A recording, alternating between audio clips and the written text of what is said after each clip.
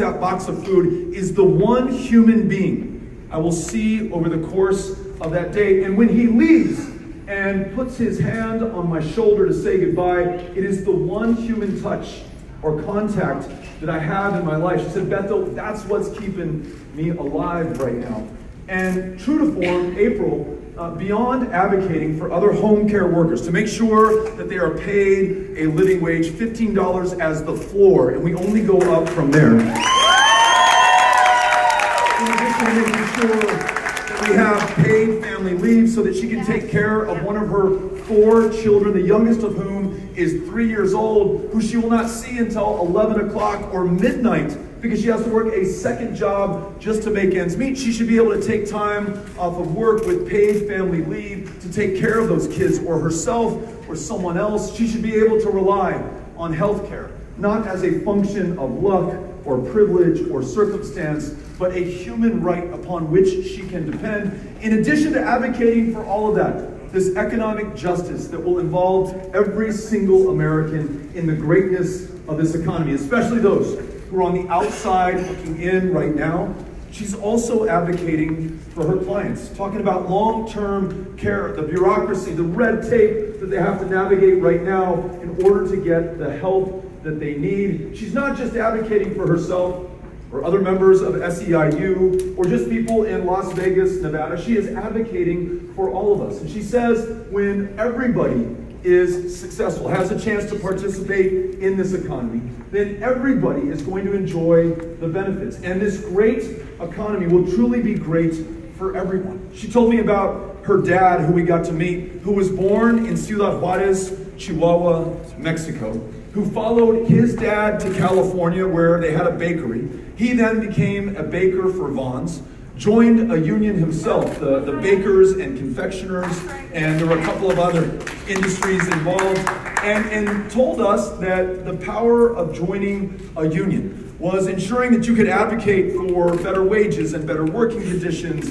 and better health care, but that you could advocate for your community and your country, reminding us that the way that we built the world's greatest middle class, the way that we built the world's greatest economy was the ability to organize, to form unions, to make split, and to use our leverage, the value that we provide in the workplace to make this a better country for everyone. And oh, by the way, the fact that he decided to come to this community via Chihuahua, then California, and now here in Nevada, his very presence makes us stronger. A reminder that we have nothing to fear from immigrants. And the fact that we are safe communities is owing to the presence of those who were called to come here, who left their hometown, left their community, left their family, very often had to leave their language and culture behind as well, to come here to do better for themselves, to do better for their kids, but also to do better for all of us. And they have. We don't need to put kids in cages or build 2,000 miles of wall at a cost of $30 billion. We can do the right thing, rewrite this country's immigration laws in our own image, free dreamers, more than 1 million strong, from any fear of deportation by making them U.S. citizens in this their true country. And let's acknowledge this. There are millions more working the toughest, the hardest, sometimes the shittiest jobs in this country that no one else will take. And they travel thousands of miles for the privilege of making sure that we can feed ourselves or take care of ourselves, and sometimes, if lucky, paid $8.25 an hour, the minimum wage, or $7.25 an hour, the minimum wage in Texas, but all too often, paid something far lower than that. Their immigration status used as leverage against them, kept in some kind of modern day bondage. They need to be able to come forward as well, register, get right with the government, and contribute even more to their success and our success as a country. Let's legalize America. And if we're going to do this, we're going to make sure that this economy truly works for everyone. If we're going to have health care that's guaranteed, high quality, universal, Everyone who chooses to can enroll in Medicare. Everyone who's uninsured today automatically enrolled in Medicare. But as the culinary workers reminded me, if you have a health care plan that you fought for, that you like, that works for you and your family, you should be able to keep that in your plan. You will. If we're going to have immigration reform, if we're going to meet this singular existential crisis of climate change in the city that is warming faster than any other city in the United States of America. This is personal for you. This is personal for me. El Paso, Texas is warming second to you. Twice the global average right now. So much so that my 8-year-old son Henry said, "Dad, if you win this election, we're going to be able to stay in El Paso, right?" I said, "No, bud. The way this works, if we win the election, we're going to live in the White House in Washington, D.C. And Henry said, "But Dad, you told me." And don't judge me as a parent for what I told him, okay? He's 8 years old, but I told him, look, if we stay on this trajectory and we do not make a change right now, El Paso will no longer support human life sometime down the road. Perhaps in your lifetime, these towns will completely dry up. And so he got it, and he said, if we win, then we'll be able to live in El Paso down the road because we will free ourselves from a dependence on fossil fuels. We'll embrace renewable energy technology. We'll put farmers in the lead by planting cover crops and pulling more carbon out of the air, keeping more of it sequestered in the soil. And we will take the lead internationally, convening the powers of the planet to do their part to keep us from warming another 2 degrees Celsius. If we're going to do this, we cannot do it by half steps. We cannot do it by half measures. And we cannot do it by half the country. We've got to involve every single one of us. No me importa what party you belong to whom you pray, whether you pray at all, who you love, and I hope you love somebody and you're loved by somebody as well. How many generations you can count yourself an American, or whether you just got here. What matters more than anything else at this moment is that before we are anything else, we are Americans first. And we have the opportunity in our lifetime to deliver for this country. So let's do this. Let's decide we're going to bring everyone in. Damn the differences. Don't allow them to divide us or to keep us from the greatness that could be ours here at this moment. And I'll close with this. The beginning of our day was this extraordinary roundtable here in Las Vegas with people who've been justice involved. They've been locked up, put behind bars, sometimes arrested for nonviolent drug crimes like possession of marijuana, a substance that is legal now, not just here, but in more than half the states in the union. Tonight, while we enjoy one another's company, this town hall, maybe a cold beer afterwards, there are 2.3 million people locked up behind bars, disproportionately comprised of communities of color who have been criminalized ever since the end of Reconstruction. Down by law, this is not new. And so in addition to ending the federal prohibition on marijuana, in addition to expunging the arrest records for anyone caught in possession of something that is legal right now and that has medicinal value and that is helping people across this country lead better lives, in addition to cash bail and sentencing reform and ending for-profit prisons in this country, in addition to following your lead here in Nevada and restoring full voting rights for everyone who has served their time, paid their price, doesn't want that hung around their neck for the rest of their lives. Let's also do this.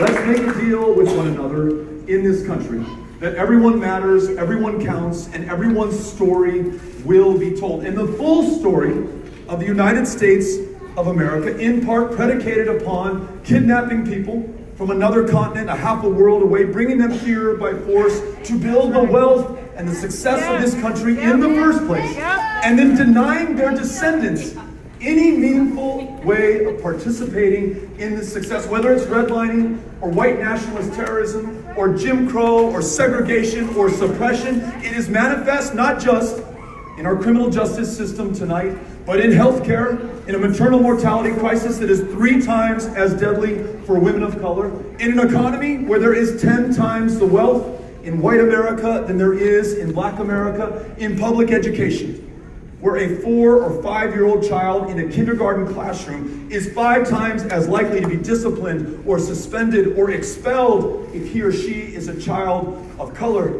Until we fully understand the full and true story of the United States and everyone's story in the United States, we will not be able to repair the damage done or stop visiting this injustice on future generations. Instead, let's make sure everyone is brought in, participates fully in this democracy, and is up to the greatest set of challenges we've ever faced. That, ladies and gentlemen, is how we're going to defeat Donald Trump in 2020.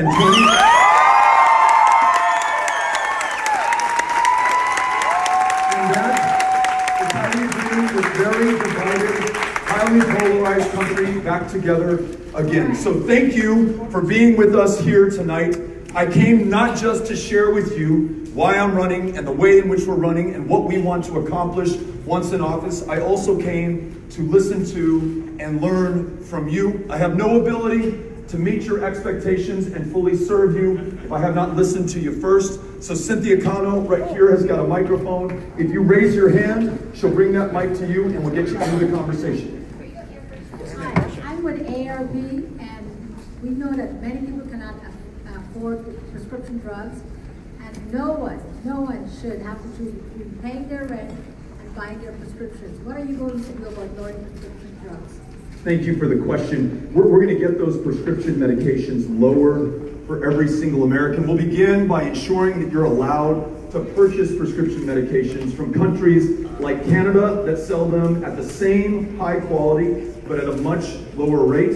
We'll also ensure that Medicare is allowed to use its purchasing power as leverage to drive down the cost of prescription medications. Inexplicable that right now, by law, we are prevented from doing that. Inexplicable unless you follow the money from the pharmaceutical corporations who buy not just influence, not just access, but outcomes when it comes to legislation and the price of these medications, which, to add insult to injury, you and I as taxpayers have already paid for many times over. The initial research and design and innovation, the clinical trials, the fact that we purchase them not just for Medicare beneficiaries, but Medicaid and TRICARE and VA beneficiaries as well. We should have the lowest drug prices in the world, not the highest. And as president, we will bring those.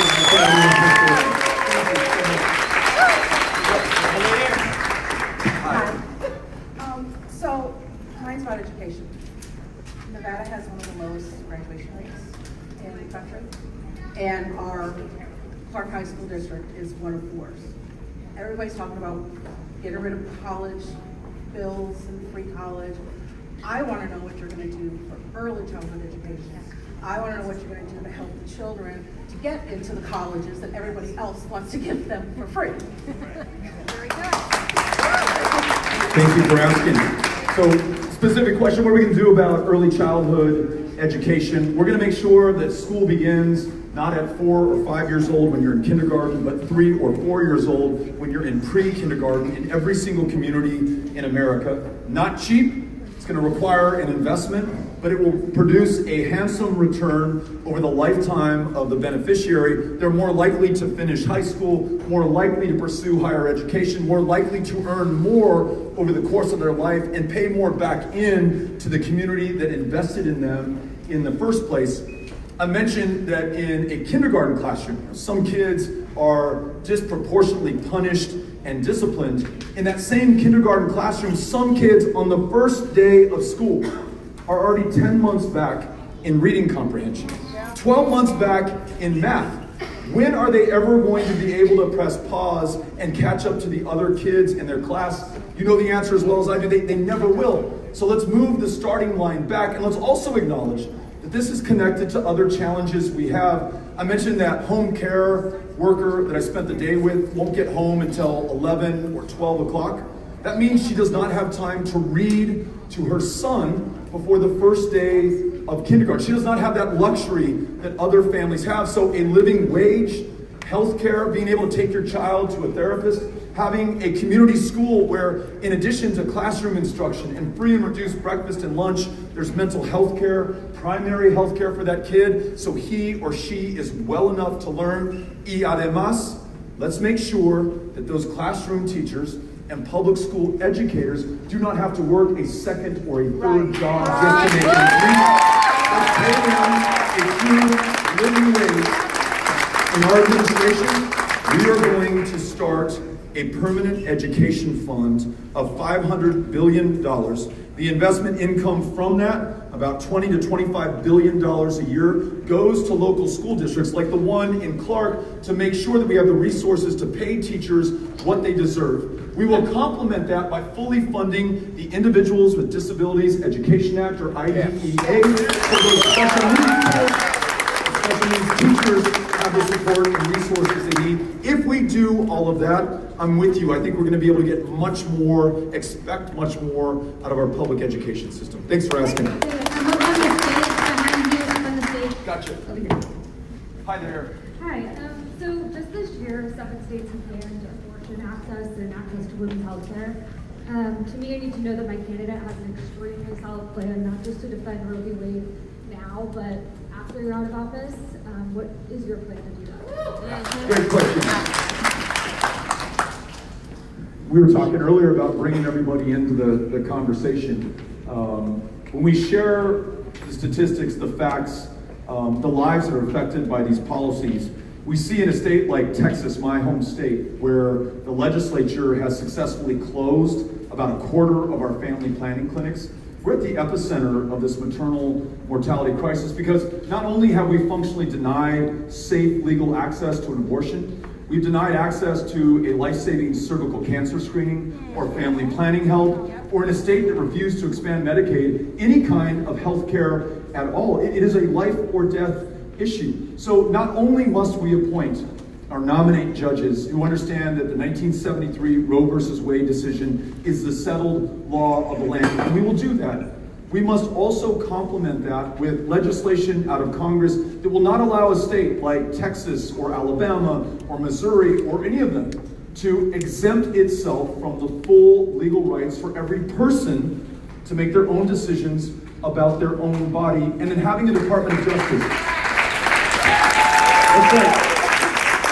Having a Department of Justice that is in every single courtroom across the country where this is being contested. So every branch of government, from judiciary to the legislative to the executive, making sure that we defend that right and make sure that we expand it where it is being diminished today. You've absolutely got it. And then you asked one important question. How are you going to do this even when you're not in office any longer? That also means that we support world-class candidates at the state legislative level, and especially women candidates who should be the future of this country to protect, safeguard, and expand these protections. Thank you. Beto, what will you be doing if you win in 2020 to keep children safe in schools? Thanks for asking the question. I'm going to follow the lead of young people who have brought the urgency to this issue that it had been lacking before. How do we explain to ourselves?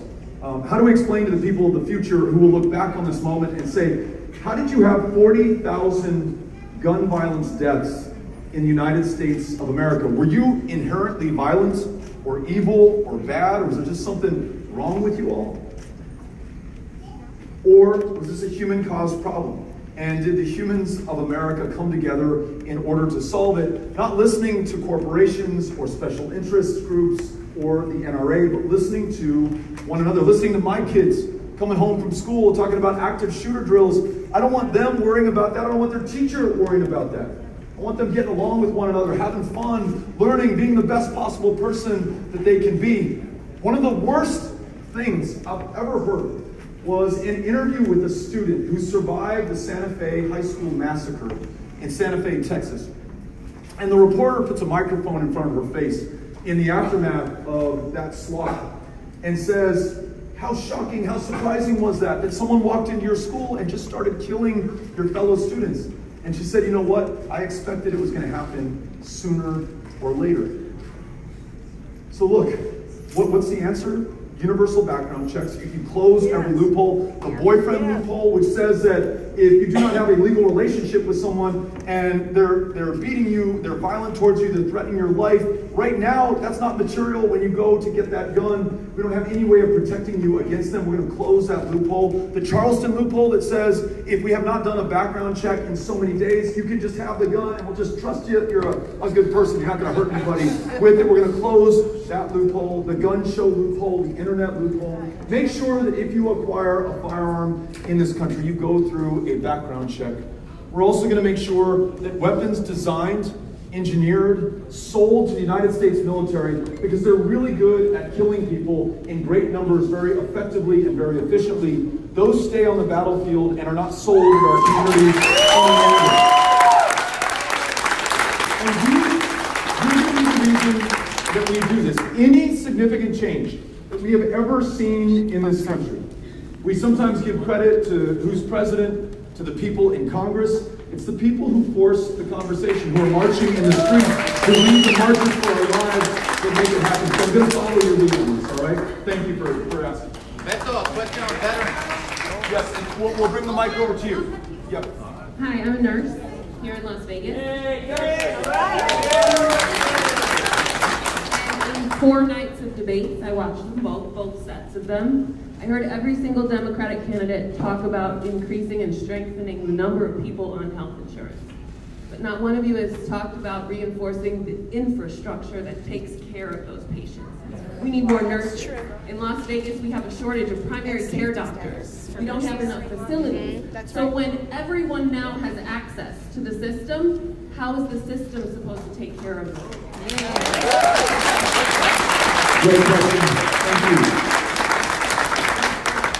My sister is a nurse back in El Paso, and I know that she would be super proud of you for asking that question and ensuring that this is part of the conversation. You're absolutely right. And again, one of the things that I hope the people of the future will not be able to believe is that in order for you to become a nurse, you willingly took on debt that you had to pay back. Sometimes over the course of your working life, thousands, tens, sometimes hundreds of thousands of dollars, especially those who become medical doctors.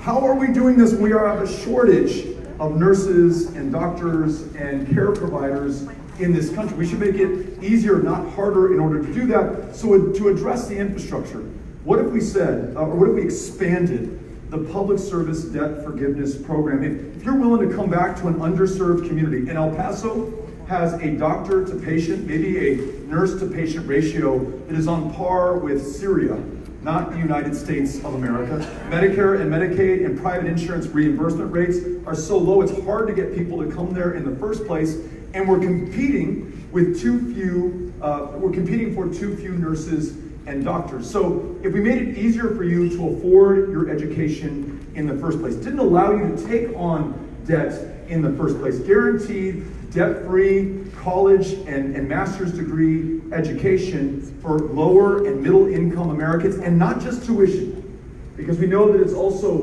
room and board and books. And then if we incentivize, especially those underserved communities, by making sure that we wipe debt clear for those who already accrued it, I think we begin to address the infrastructure problem that we have, create more residencies in the bargain, and just make sure that everyone has someone who can take care of them at their moment of need. Thanks for asking the question. Appreciate it. Yes. Hi. I'm actually from El Paso myself. My name is Cesar Lopez. I'm the founder of Unified U.S. Deported Veterans. I have been trying to raise awareness on the deportation of military veterans for 6 years. I've been to Congress twice. You have signed a bill that I helped introduce to try to get us back, but none has happened in 6 years, and 10 men have died that I watched them die on the internet. I want those men back. What would you do as president to get all of us back home? Yeah. Thanks for asking. First of all, thank you for your service. Thank you for helping to introduce that bill. I know that Salud Carvajal from California, Vicente Gonzalez from Texas have been champions on this as well, and I'm sure you've worked with them too. You put your life on the line for the United States of America. You should be able to stay in this country. You should have a fast path to citizenship. You should be able to go to the VA. care that you earn, that you deserve. Fewer than 1% of our fellow Americans have served in the armed forces since 9/11. And if you think about it, on their backs is the weight of the foreign policy that this country tries to execute all over the world, whether it's in Afghanistan tonight, or Iraq, or Somalia, or Yemen, or Syria, or Libya. If you're willing to do that, willing to risk losing your life, then I want to make sure that we give you every single right that you have earned back here in this country. And I think it's also important to tell the stories of those veterans in Tijuana or Ciudad Juarez or other parts of the world who should be here in this country, but also to tell the story of this country from its very foundation. The armed services have always been in some large part comprised of immigrants who wanted to do everything they could for this country. In El Paso, Texas, in World War I, an undocumented immigrant would be called a dreamer today. Marcelino Serna joined the United States Army when the United States entered World War I, and his drill sergeant said, "Serna, you do not have to do this. Every man in this unit is going to France, but not every man in this unit will come back home alive." And Serna said, "Nope, this is my war, I'm going over." He came back from that war, the most highly decorated veteran from the state of Texas in all of World War I. And at a time that this country is trying to build walls with Mexico, the city of El Paso just dedicated a new international bridge to Juarez, and we named it after Marcelino Serna. So,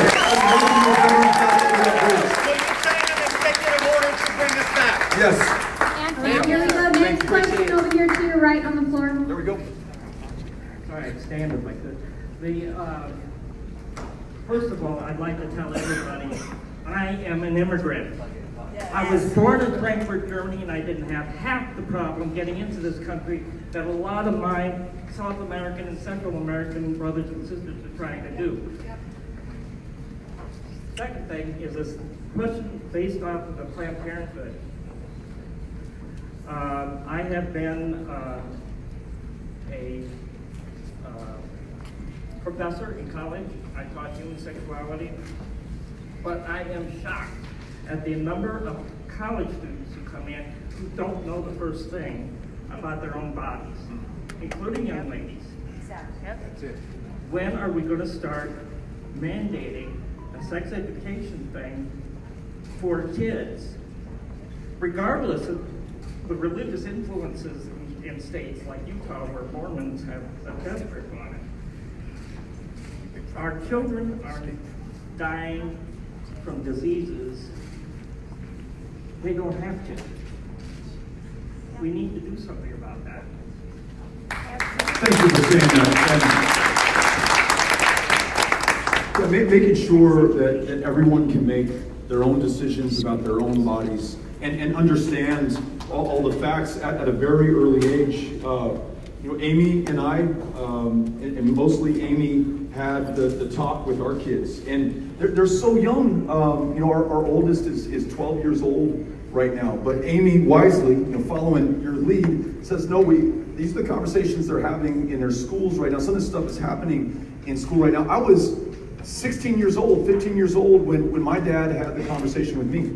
And the conversation literally consisted of him in his basement office opening a drawer full of condoms and telling me, I have no idea how many are in here. I've never counted them, so just know that these are here. That was it. That's it. You can go upstairs.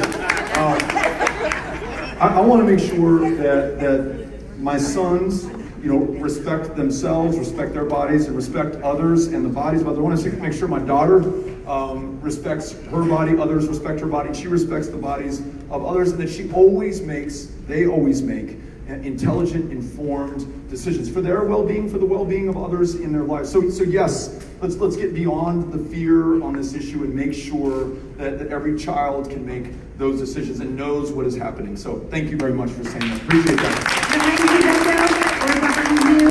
Behind The you. other side of the room, here we go. Hey, how you doing? Good. Francisco Miranda. I'm organizer with the Teamsters Union here in Las Vegas. I'm out there organizing these non-union companies and talking to these people, and they're afraid. They're afraid to organize because their boss is going to fire them. what are you gonna do to empower unions to their heyday, to make them better? Because once the union sets a standard, everybody's wages go up, not just union wages. You're absolutely right. So let's make sure that we vigorously enforce the laws that we have today, especially against employers who discriminate against union members or employees who would like to form unions right now. Let's make sure, and I know we have a challenge with the station casinos here in Las Vegas. You've got 2 of those casinos whose employees are trying to organize right now, and the ownership is slow walking them and preventing them from being able to do that. That's where you need executive leadership. It's where we've had it in the past. You're right, it's what's made America strong. Too many states are called right-to-work states. We got to make sure that whether it's Nevada or Texas, they become right-to-organize states. You and I and everyone who cares about this has to be able to talk to those who are not in unions today. And as you just said, make sure that they understand that the benefit accrues not just to the union member, but to every single person in this country. When we're fighting for public service, public sector union members like AFGE, those are the women and men who work at the VA, many of them veterans themselves. We got to make the case, look, this is good not just for AFGE, not just their members, it's great for those veterans. We're going to get better care and better service. We want to make sure that we're doing right by them. That union is making it possible. So both in enforcing the law, both in ensuring, I was just with a home care worker today that I told you about, this administration is trying to make it impossible for those home care workers to organize, to be able to deduct union dues from Medicare reimbursements. You've got to be able to do that if they're going to have the leverage they need to be able to earn more and then to be able to deliver better care. That client that I met with today, she said that it's hard to have the same home care worker because they can't afford the job. They're in it for a few months, realize they can't make ends meet, and then they split. She's going to be better taken care of when you have a worker who can afford the job that they're in. So yes, let's stand up for unions because we're standing up for America and everyone in this economy by doing that. Thank you. This is actually the heart of the Latino community right here, so thank you for coming. Thank you. My name is Laila. I'm a local. I've been here for 30-some years, and I'm a HUD-approved counselor. I'm an advocate for housing. I think a lot of the things that my fellow brothers and sisters brought up today is important to mention that housing is the number one thing that will help with everything. Children do better in school when they have their own home. Seniors do better when they own their own property. Their health is better when they can get to stay home. I work for an organization named NACA, so if you'd like to, we're a non-profit, we're a not-for-profit company. We offer a program that allows people to get into a house without any down payment, 0 down payment, no lender closing costs. We have advocated with the banks to cover their own closing costs. So they don't have to pay thousands of dollars to buy a house with us. We're, again, a non-profit. We're working to try to get low to moderate affordable people into housing. My question to you is, currently, a lot of the banks have to meet CRA credits. In order to take deposits from the communities, they have to have a community reinvestment program for people to be able to purchase homes. So a lot of the banks right now are taking advantage and coming up with some funny looking programs that are actually not community reinvestment. They don't help the community, they help themselves. We would like to find out what is your plan in regards of addressing the housing shortage and affordability, which is the number one thing that currently makes most of the community in Vegas not be able to purchase a home because we're priced out of the housing market. Yeah. Thank you for the work that you're doing, for the question on this. Let's make sure that we help with rental assistance programs for those who are just one financial crisis, one missed paycheck away from not being able to meet their rent, or seeing their rents go up as their pay has stagnated over time. Let's make sure that there are more affordable rental units, so increasing the rental housing stock. But then you mentioned first-time home buyers and down payment assistance. I also want to make sure that wherever possible, when you're paying at the end of each month, you're building equity by paying mortgage and owning something that you can pass on to the next generation, that you can borrow against to start a small business and create wealth and opportunity in your community for others. So we're going to double the size of the community development financial institution funding, make more of that credit accessible to more of the community. We're going to double the size of the first-time homebuyer down payment assistance program, again, to make sure that more people can get into a home, especially those in communities of color who've been redlined out of home ownership over much of the history of the United States. I want to make sure that they are building wealth also in this country. And then perhaps last thing, and it's a connection of local government and state government and federal government. Let's make sure that there are more federal dollars in addition to those that I just described, expanding the community development block grant program that can be used to increase the stock of affordable housing, but then ask local governments to make sure that we have inclusionary zoning policies so that we don't segregate affordable housing in just some parts of the community, that you can afford to live near where you work and are not driving 1 or 2 or 3 hours just to get to that job. If everyone can have a chance to live in a community that is right for them, that's going to be affordable for them, it's going to be better for the community, and our country's going to be stronger as a consequence. But here's the thing, when you force the banks to actually do community reinvestment, don't spend the people's money. The banks can be, they don't have to charge for an appraisal, they don't charge for an underwriter, they don't have to charge for any of those things. Our program doesn't charge the consumer any of those things. Our banks have said, if you do the loan, we will pay for all of the closing costs. The member doesn't have to pay. So when can we actually have some kind of a policing for the banks to actually start doing programs that are community reinvestment instead of spending more money? Well, let's make it conditional on the investment. If we're going to give those banks the opportunity to do that, let's follow your lead and make sure that they're making it affordable for their customers, for the people in the community. I know that you shared your contact information with Cynthia. Okay, or you'll get it. So I'd love to learn more about this and find out how you've had success, see how we apply that nationally. Thank you. All right, here's our next question. I know it's not here, but I'll get to as many people as I can. Bienvenido. Gracias. Gracias por venir. Gracias. Mi nombre es Andrés. I am the daughter of a migrant, a single mother that many, many years ago decided that she was going to cross the border like with a coyote. I am a teacher. I've been teaching for 20 years. I have 2 children in college. I have one that's graduating or doing service. So my thing is, don't tell us that we don't contribute. That's right. For 20 years, I've contributed to many, many students that have come through my classroom and now are productive citizens in our country and are donating dollars everywhere, right? Now, I heard what you were going to do with the border. My thing is, I wasn't quite clear when you said it during the debate. And a lot of people were attacking each other and all of this. I want you to please explain it to me one more time so that I can be clear. Yeah. Because some of them want to penalize them, some of them don't, some of them. Could you please clarify so that we can be clear on that? Because I'm kind of stuck on that. Yes. Yeah. You got it. Thank you. Appreciate it. So, if you come to this country and you come to a port of entry and claim asylum, we're going to follow our laws and allow you to make that claim, and you're going to go through due process.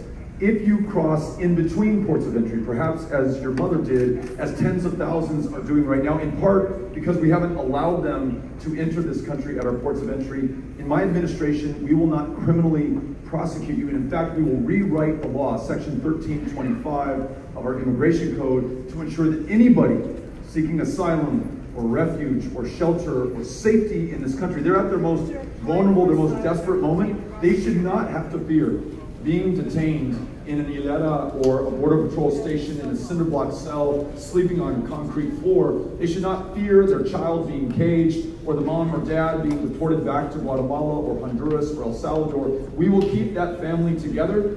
We will keep them in this country, not in detention, but in a community care program for a fraction of the cost restoring our humanity and ensuring that that family is okay, because that family is your family. They're my family. The O'Rourke's coming here in the 19th century, fleeing famine in Ireland that claimed more than 1 million lives. They're almost everyone's family in this country. So we're going to make sure that we remember that, and our traditions and our values are expressed in our laws and our practices. Pero además, we're going to make sure that the 9 million green card holders here in this country, many in Nevada, we waive their citizenship fees. We mail them already filled out citizenship application forms. Make sure you are citizens. And make sure you're undocumented who are living in constant fear, maybe only leaving their home to go to their job and to come back home, lest they be apprehended by an immigration and customs enforcement agent. I want to make sure that they too can come forward, that their status is legalized. And then we'll also go to the countries, especially those in the Northern Triangle, that are making the god-awful decision to send their children on that 2,000-mile journey, invest in violence reduction, work with local stakeholders, acknowledge that Guatemala has an historic drought right now, caused not by God nor by Mother Nature, but by all of us. This climate change, the emissions, the excesses, the inaction in the face of the facts and the science, we have some culpability. So let's make sure that we're helping them out, and in so doing, less reasons for them to have to flee to this country. In other words, we're going to rewrite our laws to make you proud, to remember who we are at the end of the day and what has made us great in the first place. So I hope that that clears that up. No criminal prosecution for families. We're going to end for-profit detention centers on our border, as well as for-profit prisons in our country. We're going to be proud. We're going to be proud of how we treat one another. So That's not enough. All right, That's not enough. here, I'm going to give you the microphone. My name is Vicente Montoya, and I started working in immigration law in 1976. And I worked in that until I retired about 6 years ago. What you have said is incorrect. People who are applying for asylum are not being prosecuted or should not be prosecuted because they are applying at the port of entry. They don't qualify to be separated from their families. However, you have people who are having illegal entry into the United States. That was never utilized in all the years that I was working until just a few years ago. And in fact, it was not a criminal offense, it was a civil offense. And we have to acknowledge, when I was doing all that work, people went into deportation proceedings. And then about 8 years ago, they decided to change the law so that somebody who is deported and then returns and has an illegal entry is then prosecuted and serves 5 years hard time in a federal facility. This was perfect for the Department of Justice. You could rack up an incredible resume. All you had to prove was that you had that deportation and the person came in. You got them. You have the order.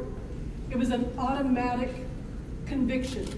They were convicting people wholesale in a federal court. You would have 25, 30 people, boom, convicted, 5 years. That's an incredible cost to the United States government. Prison, 5 years, federal prison. How much is it for each person? Those are billions of dollars that we've spent. And since they started this process of prosecuting, changing their system, starting about 8 years ago, we have gone from prosecuting white-collar crime to prosecuting these easy prosecutions where people can rack up these incredible records of almost 100% wins. We've suffered. We, the American public, have suffered. We're spending tons of money, and we're not really going after the real criminals. To say that we need to still have criminalization, it's wrong. It doesn't work. There was a net immigration that was going on. People were returning before Trump came into office. And then all of a sudden now, we have this huge increase. This system of criminalization is not working. People are still coming. Having that penalty is not going to stop them. We have yet to say, what is it driving people from their homes to come here? Never in the whole time that I have my career has anyone ever addressed it in any administration. Democrats, Republicans, it doesn't matter who. It's been a football that people have played with, and they have never addressed the root cause. And the only plan that I've heard so far, and I was amazed, was Julian Castro, his Marshall Plan, to really get at the root cause. People want to stay in their homes. The people that I represented did not want to be in the United States. They wanted to be with their family, but they wanted to be able to put food on the table and not be a donkey. Because I talked to refugees from El Salvador, and they said until they went to a refugee camp, they never knew that all they could do was just wake up in the morning, go work in the fields, eat, come back, go to sleep. It wasn't until they were able to see that they had more worth. So to be able to educate people there, to be able to give them opportunity, they don't want to come here. And we need to do something. And criminalizing entry doesn't work. Yeah, And I people agree. they do not have the process to be able to take all those people applying for refugee status.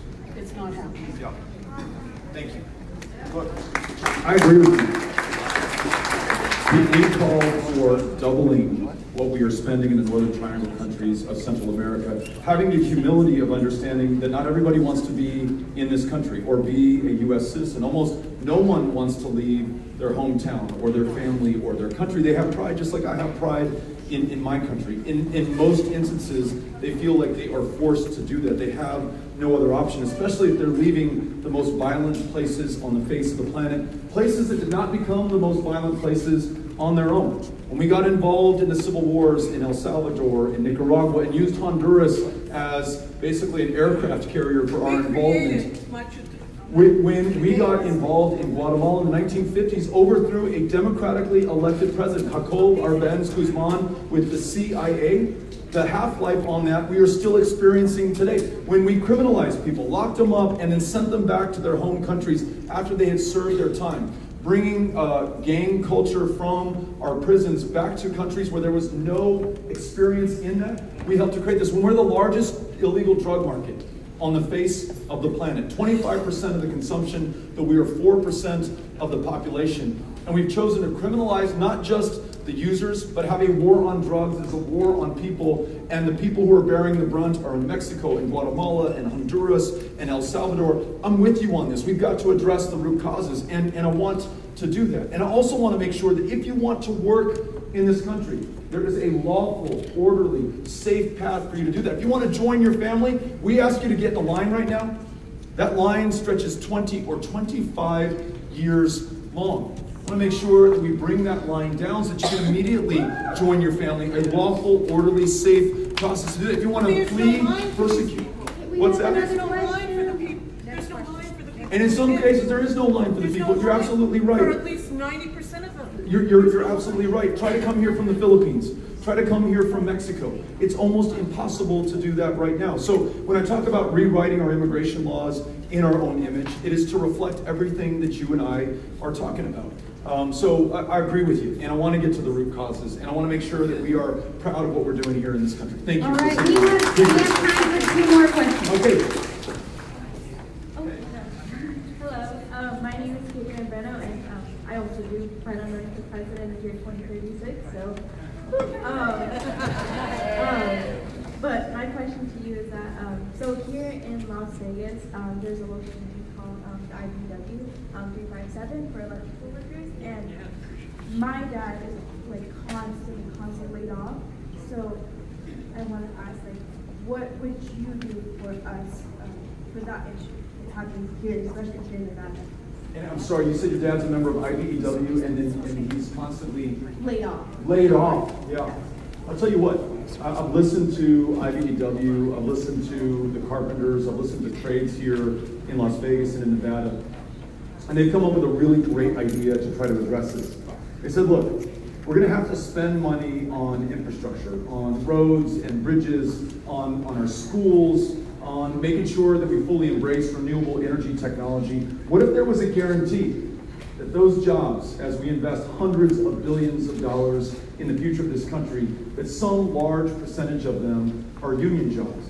And then if we agree that in addition, some large percentage of those union jobs are first-year apprentices, so that we have a way, debt-free, to be able to learn a skill or a trade that you can command for the rest of your life, earn a living wage for the rest of your life, live with dignity and purpose for the rest of your life, and then make sure that there's a commitment for this country for the rest of your life, so you don't have to face those layoffs from time to time, or have to travel outside of the state in order to find work. It gets back to the question we were asked earlier. We also have to make sure that Nevada ultimately becomes a state where you have a right to organize and change that from a right to work state. That helps the dad, that helps the state, that helps this country, that helps our economy. Thanks for asking. Okay, I'm sorry if we didn't get to you. This is going to be our last question. Good evening. There's an issue that has no constituency in this country to speak of, and they don't vote, they can't speak for themselves, they can't make campaign contributions. And it's our wildlife species and our domestic animals. They are shamelessly used and abused by the federal government, by hunters and trappers who are looking for trophy hunting. We have wild horses in this state that are chased down by helicopters, put in prison, and then sent to slaughterhouses when it's inconvenient for the government to keep them. They do a horrible job of managing our wildlife. None of the candidates have said anything about this, and I'd be curious, and I looked at your website, I did not see anything there. I'd be curious to know your perspective and how you would choose to address that issue if you were president. Yeah. Thank you for being here. You know, on the specific issue of these wild horses, I think as a member of Congress, I've joined legislation to try to prevent the practices that you just described. But you are going to know far more about this issue than I do, so I would love to be able to have your guidance and follow your lead on this. I'll make sure that we get your information. Also, as a member of Congress, I sought to expand our protected public lands to make sure that we have the habitats and the environments that we will otherwise lose, and not just lose the vistas, the views, and the hiking paths, but lose the species that call those places home. You probably saw the UN report that says that we will lose more than 1 million species in the lifetimes of some of the people who are here and alive today in this country, unless we take a dramatically different turn right now. So in addition to the humane treatment of animals, with which I agree, I want to make sure that we also maintain their habitats and this planet. That's why climate and confronting climate change was the first policy proposal that we outlined in this campaign, mobilizing $5 trillion in order to do that, ensuring that we stop oil and gas exploration on our federal lands and our coastal and protected waterways. That's going to do a lot to protect those species and to even expand their habitats. So again, would love to follow your lead on some of the more specific issues, especially here in Nevada, but that's been my commitment as a member of Congress. It's my commitment to you as a candidate for the presidency. Thank you for asking. Appreciate it.